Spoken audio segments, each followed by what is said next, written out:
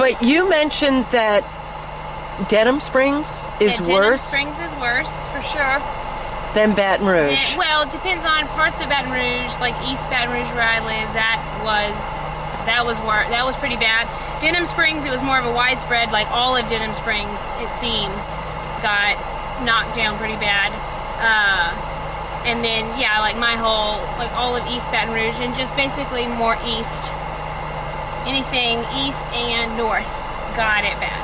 I was in Mississippi this morning, Gulfport, and I had a conversation with an Allstate insurance adjuster who had just come from Baton Rouge. Oh, really? He actually told me that if I was going down to have a gun in arm's reach, why? He told me 4 insurance agents were robbed, literally coming up to their trucks at gunpoint. For what reason, I wonder?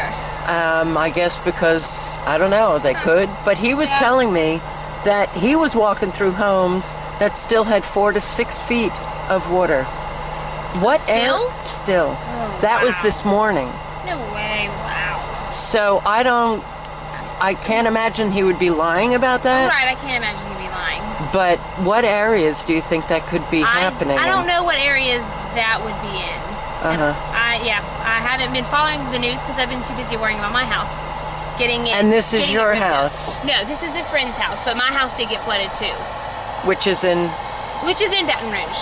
Okay. Yeah, but he needs it really bad because his house has been sitting just with all the sheetrock on for about a week, so I'm sure the damage on his house is pretty bad. How high did the water get here? 3.5 feet here. 3.5 feet inside the homes. Inside the homes, yeah, and it was really quick because this flooding in this neighborhood didn't happen mainly because of the rain. It happened because the storm drains over flooded, and so we were fine during the whole flooding, but then the storm drains came, and the storm drains overflowing backed up into these houses. That's how this neighborhood flooded, not because it was raining here. Oh my God. It's because all the rivers were just too full. So all the rivers through the storm drains came into these houses. That massive flooding took place in the course of 2 days. 2 days. Maybe, I think it rained for 2 days, and people had started flooding by that time. But this neighborhood, it had been storming.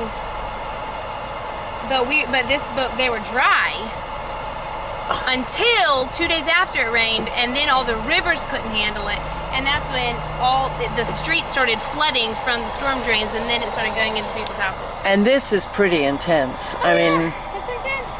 I've also heard YouTube channel, just a civilian putting up a post. It was heartbreaking because he was driving, filming, his wife was crying. They lost everything in Katrina. Now they've lost everything again. And he was saying that he moved purposely to a non-flood zone. Yeah. He didn't have flood insurance. But this flood was a weird flood. You know, like, it was just strange, like it's never happened, I mean. This kind of flood hasn't happened in a long time, from what I hear. And so that's why people who don't have flood insurance and what required, that's why they got flooded, because... Now they're screwed? Yeah. They're just screwed. Yeah. So they lose everything, and... I heard... We talked to a contractor today, and he had talked to a bunch of people because he's a contractor, and he said one of the guys he talked to, he made enough money to where... But he didn't have insurance because he was Zone X. And so Zone X is non-flood zone. Right, non-flood zone. Right.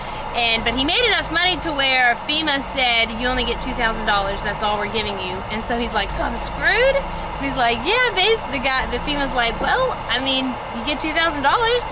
And he's like, oh my gosh. So some people really lost everything. They don't get any help.